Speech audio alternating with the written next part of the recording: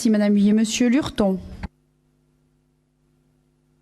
Madame la ministre, nous sommes confrontés à un enjeu majeur, préserver un régime de retraite par répartition auquel beaucoup d'entre nous sont très attachés et rétablir la confiance des salariés, plus particulièrement celle des jeunes générations.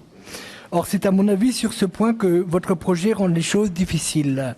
Augmenter le nombre d'annuités sans toucher à l'âge légal de départ à la retraite revient à protéger, à mon avis, ceux qui ont aujourd'hui entre 58 et 63 ans.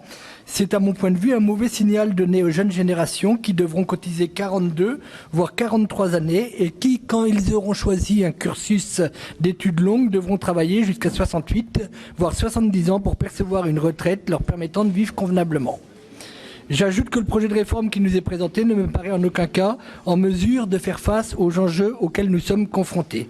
Mais le temps qui m'est imparti ne me permet pas d'aller plus loin. Aussi, Madame la Ministre, j'aurai deux questions. La première concerne l'article 32 qui constitue une modification profonde de la gouvernance des caisses des libéraux. Plusieurs de mes collègues l'ont évoqué. Madame la Ministre, je souhaiterais savoir ce qui justifie une telle décision qui risque de causer de graves dysfonctionnements en termes de services rendus aux affiliés et surtout de remettre en cause le paiement intégral des pensions attendues pour lesquelles les libéraux ont cotisé depuis de très nombreuses années. Ma seconde question porte sur les retraites agricoles. Plusieurs aussi y sont venus. Vous nous avez dit que l'engagement du président de la République de relever à 75% du SMIC le montant des retraites liquidées et à 85% pour les futures retraites serait tenu. Je vous pose la question de savoir à quelle date.